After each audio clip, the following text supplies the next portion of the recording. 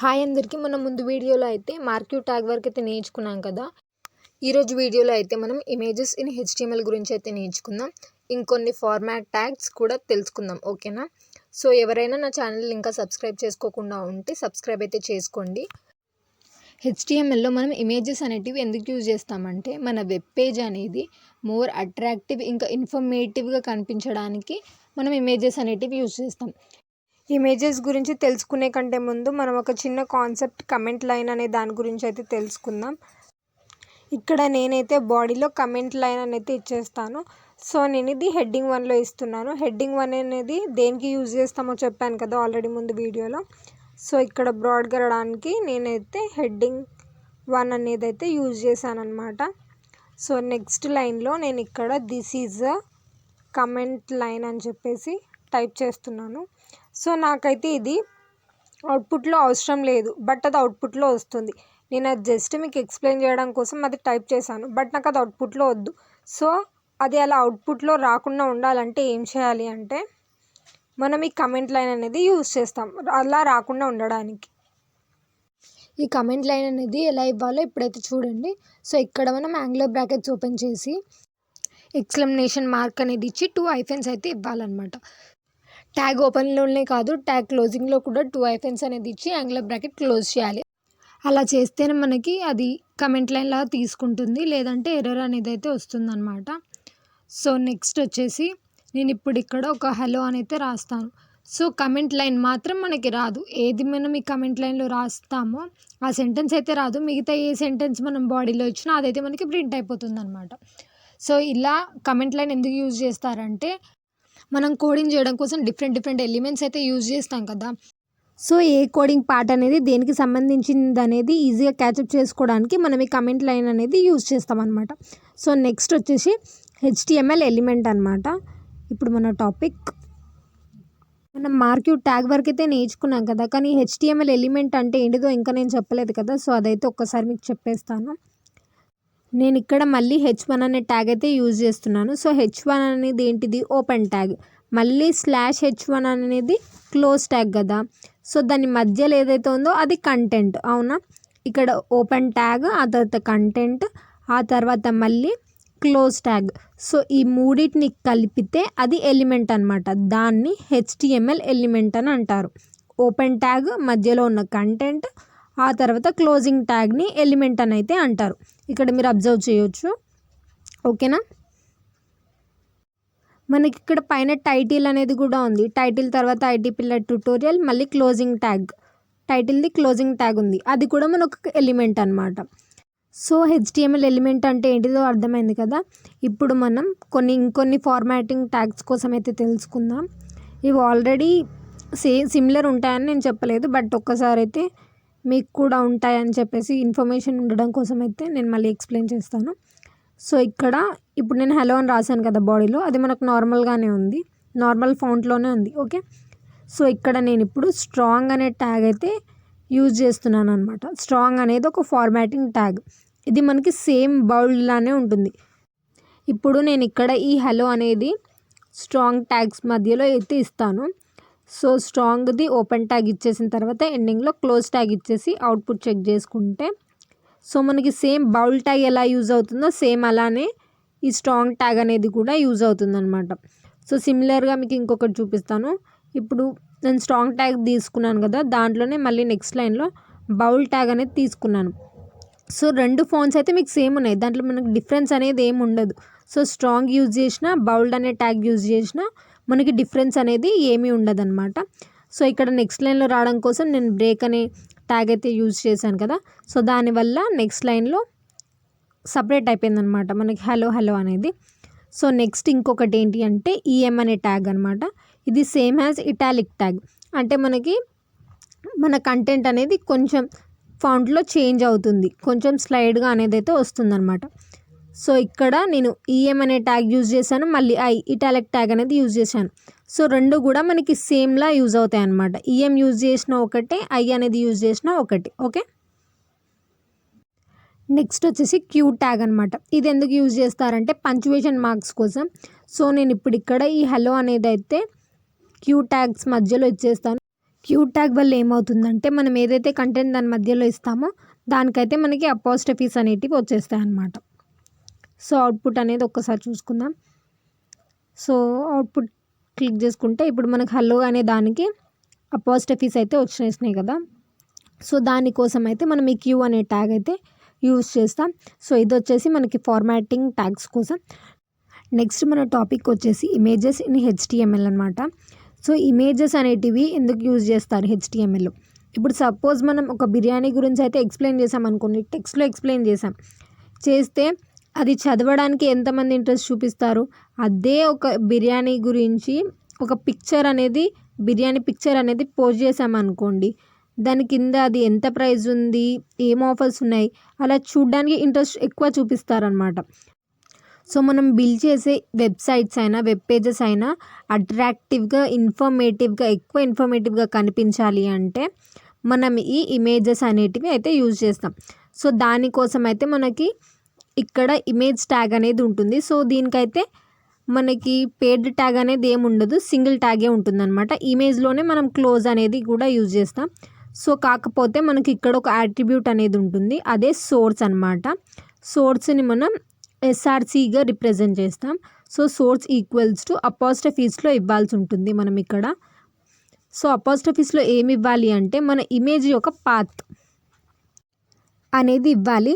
So మనం జనరల్గా image యొక్క లొకేషన్ ఇంకా మళ్ళీ నేమ్, ఆ తర్వాత డాట్ దాని ఫైల్ నేమ్ అనేది ఇచ్చామనుకోండి, మనకి అది అవుట్పుట్లో అయితే ఎర్రర్ చూపిస్తుంది. సో అలా కాకుండా ఇంకా నేను ఒక 2 ways చెప్తాను ఎలా ఇమేజ్ అనేది మీరైతే ఇవ్వాలో అని చెప్పేసి. ఫస్ట్ అయితే నార్మల్గా లొకేషన్ ఇంకా ఫైల్ నేమ్ ఇంకా ఇమేజ్ నేమ్ ఎలా ఇస్తారో అనేది అయితే చూసుకుందాం. సో ఇక్కడ నేను ఫైల్స్లోకి వచ్చేసి ఇక్కడ స్కిన్ వ్రాప్ అని అయితే ఉంది కదా. సో ఇక్కడ ప్రాపర్టీస్ పైన క్లిక్ చేయండి. ప్రాపర్టీస్ పైన క్లిక్ చేసిన తర్వాత మీకు ఇక్కడ లొకేషన్ అనేది అయితే కనిపిస్తుంది కదా. సో ఈ లొకేషన్ అనేది మీరు కాపీ చేసుకోవాలన్నమాట. కాపీ చేసుకొని ఇది మీరు సోర్స్లో పంచువేషన్ మార్క్స్ మధ్యలో అయితే మీరు పేస్ట్ చేయాల్సి ఉంటుంది. సో పేస్ట్ చేయడానికైతే Ctrl+V అని అయితే ప్రెస్ చేయండి. ఓకే, ఆ తర్వాత మళ్ళీ బ్యాక్వర్డ్ స్లాష్ అనేది ఇచ్చేసి మీ ఇమేజ్ నేమ్ అయితే ఇవ్వాలి. సో ఇక్కడ ఇమేజ్ నేమ్ వచ్చేసి స్కిన్ వ్రాప్ కదా, సో అదైతే ఇచ్చాను. ఇచ్చిన తర్వాత ఇక్కడ మీకు టైప్ ఫైల్ అని కనిపిస్తుంది కదా. సో ఫైల్ అనేది ఏ టైప్, సో ఇక్కడ ఫైల్ అనేది PNG టైప్లో ఉంది కాబట్టి .png అని అయితే ఇవ్వాలి. ఇచ్చేసిన తర్వాతకి ఇమేజ్ అనేది క్లోజ్ చేసేసాం కదా. సో ఇప్పుడు ఒకసారి అవుట్పుట్ చూసుకుంటే మనకి ఇక్కడ జస్ట్ బ్రేక్ డౌన్ అయిన ఇమేజ్ లాగా మాత్రమే కనిపిస్తుంది, కానీ మన ఇమేజ్ అనేది అయితే అవుట్పుట్లో రావడం లేదు. సో ఇలా ప్రింట్ చేస్తే రావట్లేదు కదా. సో దీనికే నేను ఇంకొక 2 ways అనేటివి చెప్తా అని చెప్పాను కదా. సో ఆ 2 ways ఏంటివి అంటే, ఫస్ట్ అయితే మీరు ఇక్కడ ఇదంతా క్యాన్సిల్ చేసుకోండి. సో క్లియర్గా అబ్జర్వ్ చేయండి, ఎందుకంటే మీరు కొంచెం స్కిప్ చేసినా మళ్ళీ మీకు ఏమీ అర్థం కాదు. మళ్ళీ చూడడం కంటే ఒక్కసారి చూసి క్లియర్గా అయితే అబ్జర్వ్ చేసి ప్రాక్టీస్ చేసుకోండి. ఓకేనా? మీరైతే ఇప్పుడు మీ ఫైల్స్లోకి అయితే వెళ్ళిపోండి. ఇక్కడ నా ఫైల్ స్కిన్ వ్రాప్ అనే ఫైల్ ఉంది కదా. సో దీన్ని నేను ఏం చేస్తానంటే, మనం HTML కోడ్ రన్ చేయడానికి ఒక ఫోల్డర్ అనేది క్రియేట్ చేశాం కదా. సో నేను ఇక్కడ క్రియేట్ చేసిన ఫోల్డర్ ఏంటి, IT పిల్లర్ ట్యుటోరియల్ అని చెప్పేసి. సో ఇప్పుడు నా ఫైల్ని నేను ఆ IT పిల్లర్ ట్యుటోరియల్ అనే ఫోల్డ్లో అయితే డ్రాప్ చేస్తాను. సో మనం ఏదైతే ఫోల్డర్ క్రియేట్ చేసుకున్నామో కోడింగ్ చేయడానికి, అదే ఫోల్డర్లో అయితే మనం ఇచ్చేయాలి. ఇక్కడ కనిపిస్తుంది కదా మైప్రో తర్వాత ఇప్పుడు నా స్కిన్ వ్రాప్ అనే ఇమేజ్ అనేది నేను ఆ ఫోల్డర్లో ఇచ్చేసాను. ఆ ఫోల్డర్లో ఫైల్లో ఇచ్చేసాను. ఇచ్చేసిన తర్వాత ఇక్కడ మీరు చూసుకుంటే నా ఫోల్డర్స్లో ఆ స్కిన్ వ్రాప్ అనే ఇమేజ్ అయితే వచ్చేసింది. ఓకే, ఇప్పుడు మీరు ఇలా ఆ ఇమేజ్ని అయితే ఇచ్చుకున్న తర్వాత అపాస్ట్రఫీస్లో మీరు ఈజీగా అపాస్ట్రఫీస్ లోపల మీ ఏదైతే ఇమేజ్ కావాలనుకుంటున్నారో దాన్ని అయితే మీరు డ్రాప్ చేసుకోవచ్చు. సో నేను ఇప్పుడు ఇక్కడ స్కిన్ వ్రాప్, సో మనకు ఆప్షన్ కూడా చూపిస్తుంది కదా స్కిన్ వ్రాప్ .png అని అయితే నా ఇమేజ్ నేమ్ ఇంకా .file అయితే ఇచ్చేసాను. ఇచ్చేసిన తర్వాత మనం ఒక్కసారి అవుట్పుట్ చెక్ చేసుకుందాం. సో ఇక్కడ ఒకసారి అయితే రిఫ్రెష్ చేద్దాం.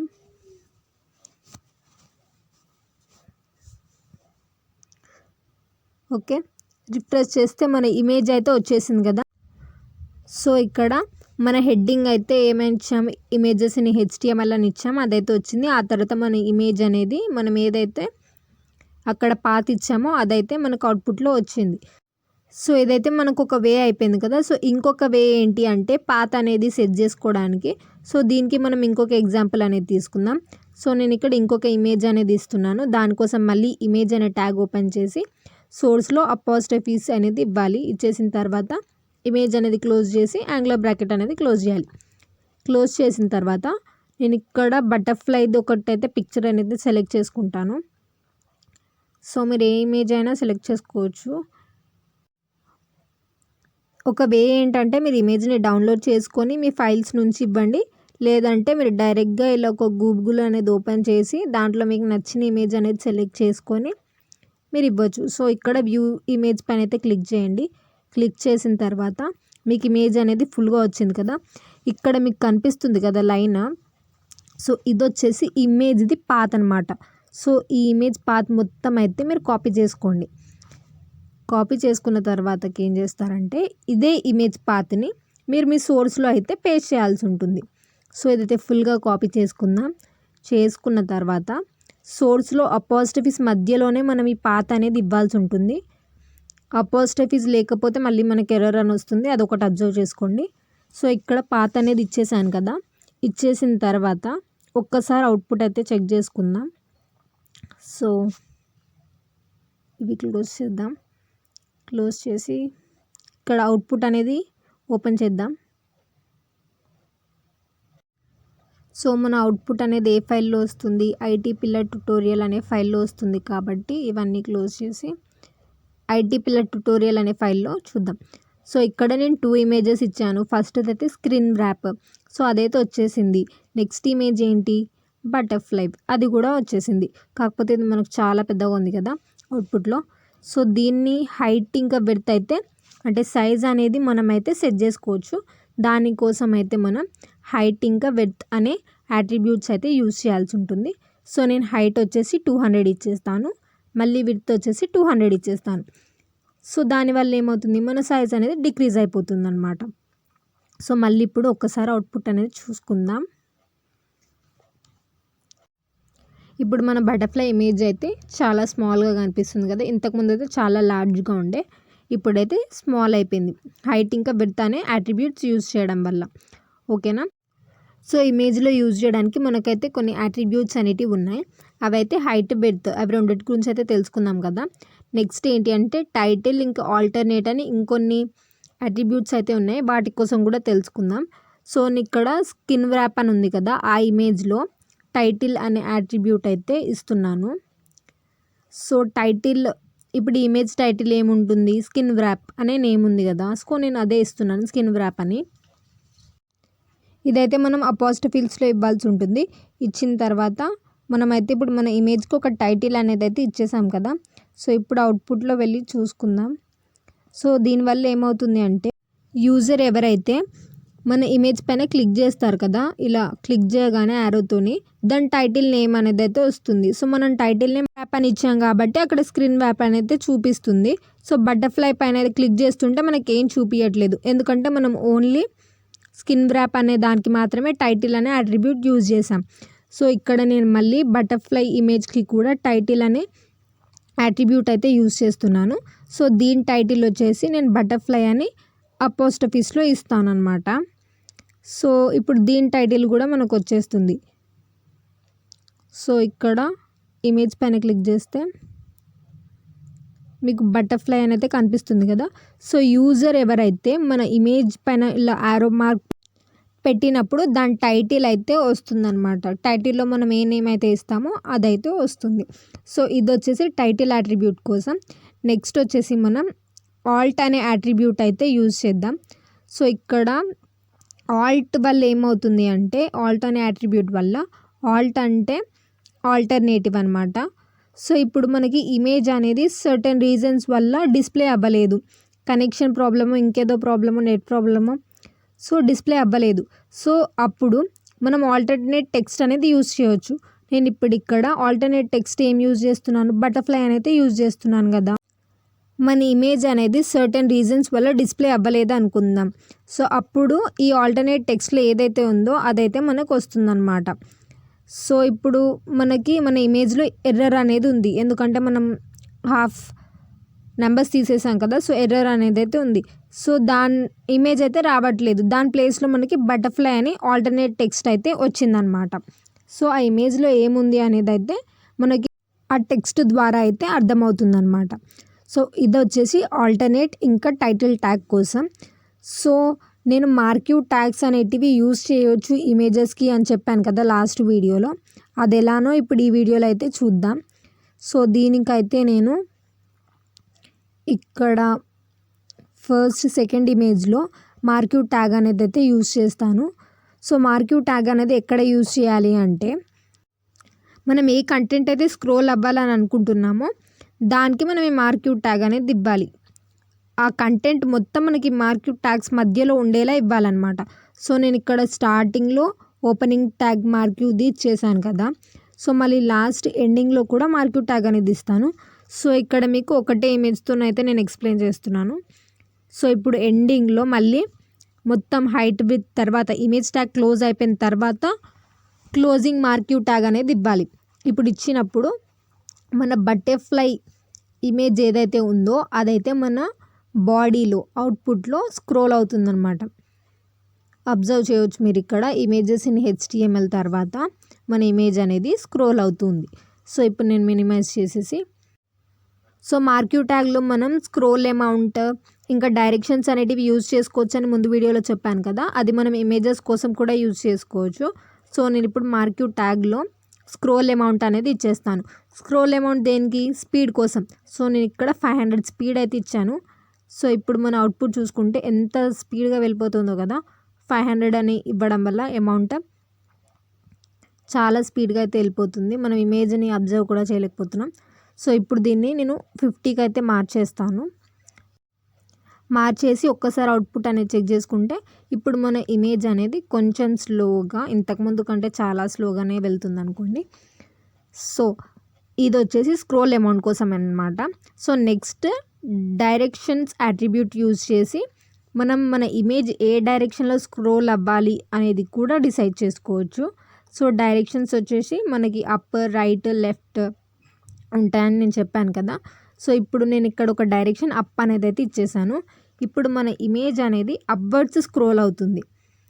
అవుట్పుట్లో మీరు అబ్జర్వ్ చేయొచ్చు. సో నెక్స్ట్ ఇప్పుడు మనం డౌన్ అనైతే ఇద్దాం. మన డైరెక్షన్ డౌన్ అని ఇచ్చేసి చెక్ చేసుకుందాం. ఇప్పుడు మన ఇమేజ్ అనేది డౌన్వర్డ్ స్క్రోల్ అవుతుంది. సో ఇలానే లెఫ్ట్ ఇంకా రైట్ అనే డైరెక్షన్స్ కూడా మనం యూజ్ చేసుకోవచ్చు. సో మళ్ళీ నేను ఇక్కడ లెఫ్ట్ అనే డైరెక్షన్ అయితే యూజ్ చేసి చూపిస్తాను. సో ఇక్కడ లెఫ్ట్ అని ఇచ్చిన తర్వాత అవుట్పుట్ ఓపెన్ చేద్దాం. సో లెఫ్ట్ వర్డ్స్ అయితే స్క్రోల్ అయిపోతుంది. లెఫ్ట్ హ్యాండ్ వర్డ్స్ అయితే స్క్రోల్ అయిపోతుంది కదా మన ఇమేజ్. నెక్స్ట్ మళ్ళీ మినిమైజ్ చేసి ఇక్కడ రైట్ అనే ట్యాగ్ అయితే యూజ్ చేసి చూద్దాం. సో 4 డైరెక్షన్స్లో మనమైతే స్క్రోల్ చేసుకోవచ్చు.